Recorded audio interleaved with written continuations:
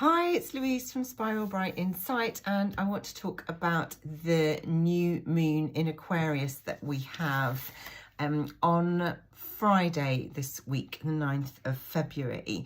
Now, the new moon is happening at 20 degrees 40 minutes of Aquarius when the sun and the moon meet at this specific point in their chart. And of course, new moons are always about the beginning of a cycle, the start of the new lunar cycle. What is interesting about, well, there's many interesting things about this new moon, but it is taking place on a number 1 day. When we add the digits up from the date, we take it down to the number 1, which is the number of new beginnings.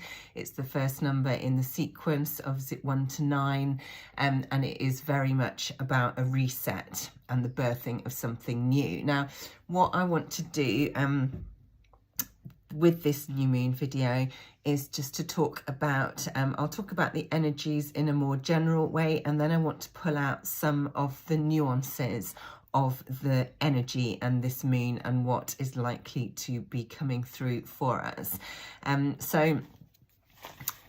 When we sort of think about Aquarian energy, obviously Aquarian energy is very much sort of the topic of the day in the astrology world, because we've got Pluto now in Aquarius until September. So we've been talking a lot about Aquarian energies, and Aquarius is the 11th sign of the zodiac. It is ruled, its modern ruler is Uranus, which has been very active of late and will continue to be so. But this energy of Aquarius is very much about sort of the collective. So it rules groups, communities, and wider sort of social circles, friendships.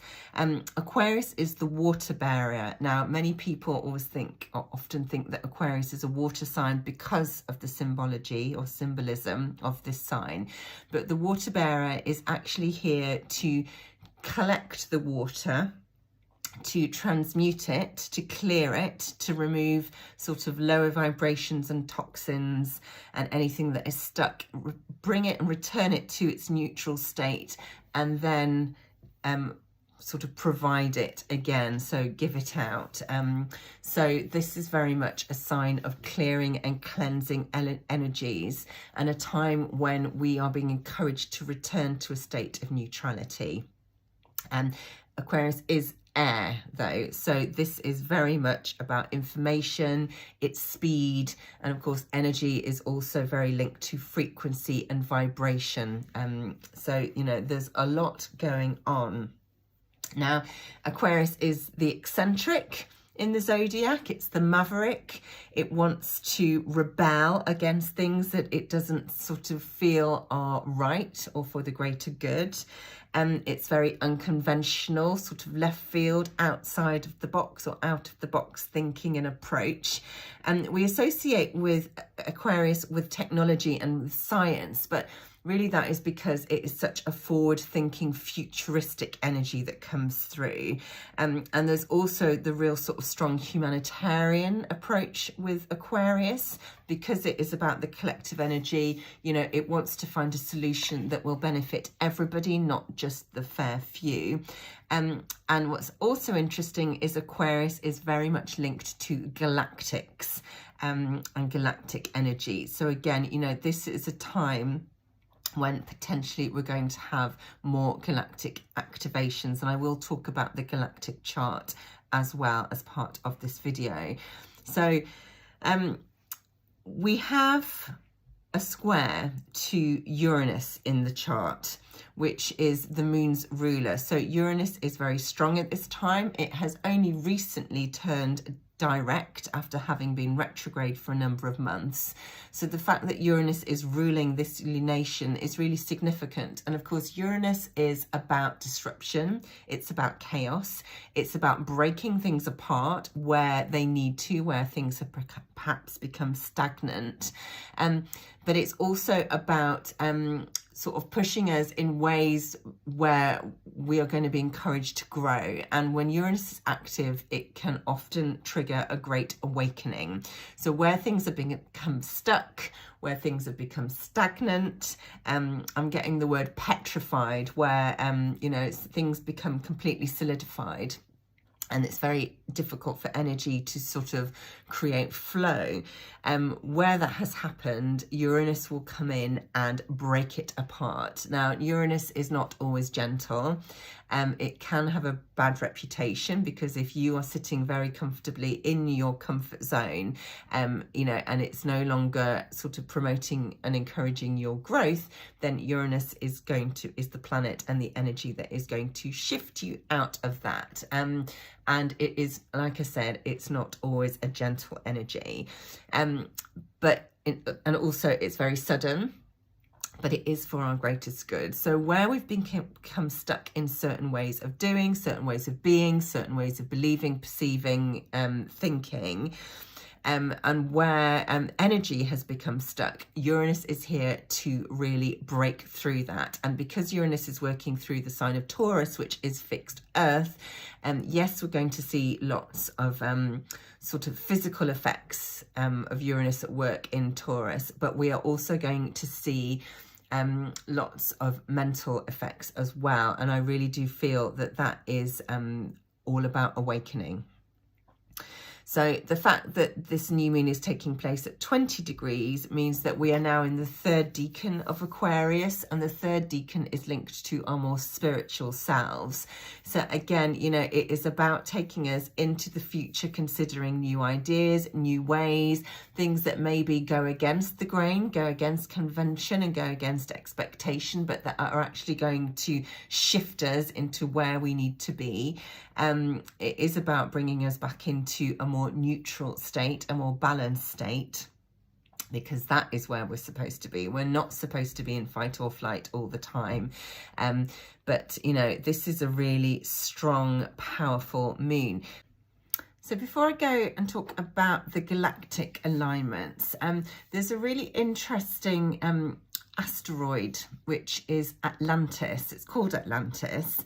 I will share the code in the information box below if you want to go and look at it and see where it is in your birth chart. But it is currently, or it will be, at 19 degrees 36 minutes of Leo at the point of this full moon. So it is in an opposition to the sun and the moon, and it is also in a square to Uranus. Now, this is really interesting, because for me, and again, you know, everything is open to interpretation. There is no sort of one size fits all in astrology, certainly not when you're talking about energy. But for me, this is sort of suggesting that there is wisdom, certainly memories that we are sort of bringing through from the times of Atlantis that are needed to help us now as we sort of move through this ascension process and shift and evolve. And the fact that there is a square to Uranus suggests to me that these are memories that maybe have been very deeply hidden from us, certainly buried, sort of deep within the earth and deep within the earth's core, that are ready to be brought to light. So part of the awakening of Uranus and this Aquarian new moon for me is about remembering our times in Atlantis and the lessons that we learnt from that. What happened there? What were the energies like? What happened at the downfall? What led to it? So that we can remember that, we can process any trauma that we are still carrying, because I think many of us that are incarnated here at this time were involved in Atlantis in some form. So it is about accessing those memories, bringing them up to the surface so that they can be healed, so that they can be transmuted, but also so that we can use the wisdom and the memories and the information from that time within our heritage to help us move forward. So again, sort of the energy of the sun and the moon and Aquarius are going to harness that wisdom and that energy to help us sort of move forward. And it's also because I didn't use the word quantum earlier when I was talking about Aquarius, and I should have done, because Aquarius very much is about a quantum leap. you know, it is about progress and sort of taking us, you know, into our future. But how do we do it? You know, when Aquarius is active, it is a quantum leap. Things can change in a split second. So again, it's really interesting that that asteroid is there in the chart. And it's one that I've been introduced to very recently because I've been exploring some memories from Atlantis. So I was really fascinated and excited to see it sort of playing such a significant part in this new moon. It just feels, you know, there are no mistakes. The universe knows exactly what it's doing. So that felt very relevant. So yeah, I recommend if you do feel connections to Atlantis, go and look and see where that asteroid was in your birth chart when you were born, because, you know, I think you might find it very interesting. So just looking at the galactic chart, and I pull the charts from Galactic Chart.com, which is Julia Balaz's website. She is my mentor. Highly recommend, you know, pulling a chart if you want to see some of your main sort of fixed star connections. But we've got some strong galactic energies at play, and I'm just going to pull out a few of them at this time for this new moon. I've talked about Pluto being conjunct Alad-Far in the Lyran constellation in a previous video, so go back and look at that to see what the themes are. But just on a very sort of top line basis, it is helping us through our galactic human heritage to move from a state of fear into one of love. Altair in the Aquila constellation is also in a conjunction with Pluto, and this is the eagle energy. This is sovereignty, this is courage, bravery, majesty, stepping into a much higher perspective and viewpoint through the eagle. So, you know, that energy is really helping us to transform, which is what Pluto is all about, and to evolve. Saturn is also very active in the galactic chart because it is conjunct Deneb Adige in the Cygnus constellation. Obviously, the swan being very graceful, very strong, very mighty, very revered and very protected. Certainly in the UK, there is a protection order on the swans. But it's very linked to angelic energy. Swans can be quite ferocious and quite fierce if they feel that they are under attack. So again, it's sort of reminding us of this inner strength, that we don't have to appear or, you know, outwardly be aggressive. You know, take on a much more graceful stance and viewpoint and approach to life. So that's a really interesting sort of energy that's coming through.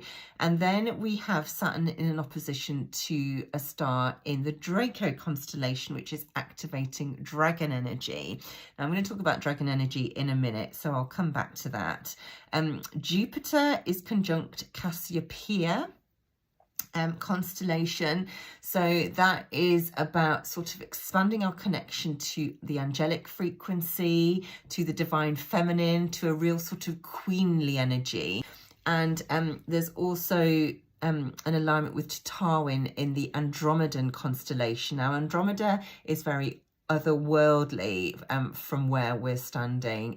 It's very fluid, the energy is not fixed, but when Tarwin is one of the Andromedan stars, and when that star is activated, again, it's about connecting to the divine feminine, but the more warrior aspect. So the fierce, sovereign, very feminine way and very feminine approach, which, you know, is in contrast to where perhaps we have come from in the past, in our history, in our lineage. So, you know, this is very groundbreaking, very new energy, and that we are being sort of exposed to help us work through all these changes that we're going through.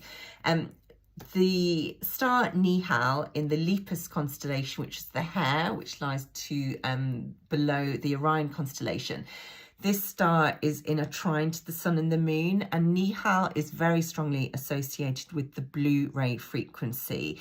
Now, the blue ray frequency is something that is very, very close to my heart. I have shared information about blue ray starseeds. I will link the video. Highly recommend you watch it if you're interested in the blue ray. But this again is very much a connection to the divine feminine. Trines are very harmonious, very supportive, very flowing energy. Nihal is very much linked to protection. There is a close link to Archangel Michael with the blue ray. But also holding space and helping to transmute and to clear energy, which again is what the moon and the sun are doing in Aquarius. Uranus is helping with that process as well. It's about sort of shedding what no longer suits us, what no longer fits, what is no longer in alignment, so that we can expand into sort of the more whole version of ourselves. It's very gentle energy. It's very strong though. The Lepus being the hare or the rabbit. So quite quiet, sitting in the background, not really necessarily making a noise, but having a really big impact nevertheless. And I've talked about that in the video about blue ray starseeds, about how it's not all about militancy and aggression, you know, and standing up for the unjust, but we feel that at the same time. So it's more taking a back seat and sort of working the energy in the background, but still very potent and very powerful. There's also a sense of teaching wisdom, information through the Gemini connection, and sharing that as well, so that, you know, people can really start to learn more about who they are and what we're sort of dealing with. And yeah, space holders, that is really, really important. So this is a beautiful energy that is supporting the new moon. But I also need to come back to dragon energy, because the new moon is welcoming the year of the dragon in the Chinese calendar, Chinese zodiac, and it is the year of the wood dragon. So it's really interesting that we're stepping into this new energy at the same time as Saturn is opposing Draco, Thuban in the Draco constellation, which is the dragon energy. And Saturn is about, you know, the lessons that we have to learn to help us mature, to help us master what we're here to work with, to sort of take responsibility. And dragon energy is clearly powerful. You know, it's linked to mythical stories. But also interesting to note that dragons are not reptilian. They are actually of avian descent. So there is this beautiful avian sort of theme coming through with the eagle, with the swan, with the dragon. You know, the ability to spread the message, to carry the energy, to take flight, to rise, to soar, to have that freedom that, you know, maybe we don't have when we're in a physical body. All this avian energy is sort of helping us to lift out of that and to see the bigger picture and to feel more speed, more flow, and to, yeah, just sort of tune into the frequencies of that, which is really, really beautiful. Now, dragons are very much about having the flexibility, being able to embrace change. There's a strong theme of dark and light, because dragons tend to be quite neutral.